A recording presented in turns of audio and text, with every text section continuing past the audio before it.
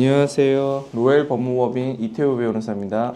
네, 이원하 변호사입니다. 변호사님, 저희가 법률 상담을 하다 보면 이미 이혼을 하고 새롭게 자유의 몸이 됐는데 교제하다가 갑자기 상간소장이 날라오는 경우들이 종종 있어요. 그쵸. 지금 아마 말씀하신 게 내가 만나고 있는 상대방이 이혼을 한 줄 알았다. 한 줄 알았는데 알고 보니까 유부남이었다. 이런 사례인 것 같거든요. 네네. 실제로 최근에 제가 기사를 하나 봤는데 중소기업 인턴을 하던 20대 여성분이 독서 모임에서 만난 남자랑 교제를 했다는 거예요. 네. 모르고 교제를 한 거죠. 그래서 실제로 그 남성이 속여서 미안하다 이런 얘기까지 했었는데도 네. 불구하고 그쪽 배우자가 아내분이 이제 상간녀 소송을 했던 그런 케이스가 있다고 들었습니다. 이혼한 줄 알고 교제하다가 나중에 배우자가 있다는 걸 알게 되어서 관계를 정리했는데 그 후에 상간소송, 손해배상소송, 소장을 받은 사례가 점점 늘어나고 있는데요. 이런 소송의 핵심은 고의잖아요. 예. 알고 했냐 안 했냐? 네네. 이게 가장 기본적인 요건 사실 중에 네네. 하나예요. 네네. 기혼자임을 알고 만났다. 유부남, 유부녀인 거를 알고 만났다는 거는 상간소송의 카테고리가 네. 불법행위 소송에 들어가기 네네. 때문에 결국에는 원고한테 다 입증 책임이 있기는 해요. 네. 만약에 근데 그러면 재판에서 상대 피고 여자분이 될지 남자분이 될지는 모르겠지만 그분이 나는 몰랐다, 상대방이 총각행세를 했다, 뭐 이런 식으로 얘기를 해서 몰랐다고 주장하면 어떻게 되는 거죠? 그걸 입증하기 위해서는 평소에 얼마나 잘 알고 지냈는지, 예를 들어서 직장 동료다, 네, 아니면 네. 원래부터 알고 지내던 사람이다,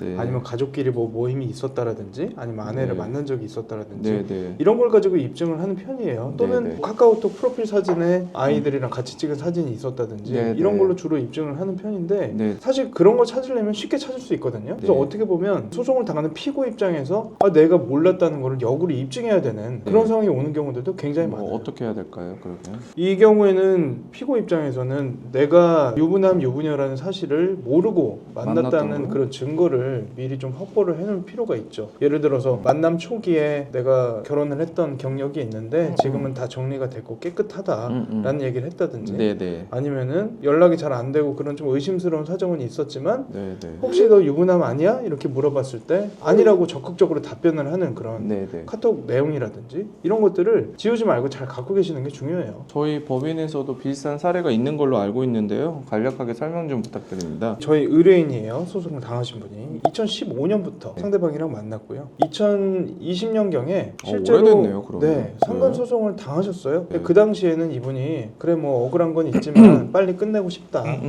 그냥 정리하겠다 해서 네. 화해 공고 결정 네. 받아들여서 정리가 됐습니다. 네. 이미 근데- 그러면 위자료가 그렇죠. 위자료를 준 거예요. 인정을 한 게 되는 거죠. 근데 그러고 나서 21년도에 상대방이 내가 완전하게 이제 이혼이 됐고 난 자유의 몸이 됐다. 그러니까 나는 널 잘 만날 수 있으니까 지금부터 진지하게 만나보자 해서 21년도부터 다시 만나기 시작을 한 거예요. 다시 시작이네요. 다시 시작을 했어요. 10년을 채워갈 것 같아요. 맞아요. 근데 알고 보니까 이혼이 안 된 거예요. 그럼 왜 거짓말하는 거예요, 이거? 계속 만나고 싶으니까 거짓말을 한 거고. 아, 예, 예. 내막을 알고 보면 네. 이분이 아내분이랑 실제로 이혼을 진행을 했어요. 아, 그러네요. 진행을 했는데 네. 2018년쯤에 이혼 소송이 기각이 됐고 그 후에는 이혼 소송을 따로 제기하지는 않은 상태에서 지낸 거죠. 2018년에 이혼 소송이 기각이 되고 법률 관계 계속 유지 상태였고 맞아요. 상간 손해배상 소송으로 청구당한 이제 피소당한 입장이니까 얼마 정도를 청구당한 거죠? 5천 청구당했어요. 네. 통상적으로 상간소송에서 3천 청구한다고 많이 알고 계시는데 이 경우는 이미 한 번 부정행위가 있었음에도 불구하고 재차했다는 점을 네, 네. 강조를 했었던 사례를 네, 보여요. 네, 그래서 네. 좀 다액을 청구를 했었습니다. 네, 그래서 뭐 더 괘씸하다, 뭐 약간 맞습니다. 이런 식이네요. 네. 청구 기각시킨다는 게 쉽지는 않을 것 같은데 승소 사례로 설명하는 거 보면 상간 소송을 기각시킨 것 같은데. 기각했어요. 네, 네. 진짜 어려웠던 이유는 뭐냐면 네. 이혼 소송이 기각이 났던 시점이 18년도예요. 아, 네. 근데 우리가 화해 공고 결정을 받은 게 20년이죠. 20년이에요. 그러면 네. 이분은 이혼이 안 됐다는 걸 알고 있었다는 얘기가 돼요. 남자분이. 그렇죠. 네, 그리고 2015년에 교제를 시작했으니까 네. 정리가 됐는지 여부를 어떻게 보면 더 적극적으로 확인을 했어야 되는 거 아니냐. 네, 네. 이런 이제 법원의 지적도 받을 수 있는 네, 상황이었고 네. 단순히 나 몰랐다. 진짜 이혼한 줄 알았어요. 이렇게 네. 주장하는 걸로는 부족한 상황인 거죠. 단순히 몰랐다 이런 얘기만 계속 반복하면 아마 재판부를 설득하기는 어려웠을 것 같고 그러면 원고의 청구를 기각시키기 위해서 다른 쟁점도 찾아봐야 되겠네요. 두 가지예요. 첫 번째로는 별거 기간이 굉장히 길었어요. 네. 이 남편이 이혼 소송 기각된 이후에도 계속 별거를 했던 별거. 거예요. 사실상 혼인 관계가 파탄이 났다는 점까지 인정이 돼서 남처럼 좀 살았네요. 어떻게 보면. 그렇죠. 남처럼. 이 사람 입장에서는 아 진짜 이혼이 됐구나라고 알 수밖에 없었던 네. 거죠. 연락도 안 하고 따로 네. 살고 주말에도 연락 잘 되고 어떤 유부남으로서 볼만한 그런 표지가 전혀 없었기 네, 네. 때문에 이 부분이 인정이 됐고 그리고 실제적으로도 혼인관계가 이미 파탄이 난 걸로 보인다는 네. 법원의 결정이 있어서 어떻게 보면은 불법행위가 인정이 되려면 위법한 행위를 하고 손해가 발생을 하고 그 사이에 인과관계가 네. 인정이 돼야 되잖아요. 근데 혼인관계 파탄에 대한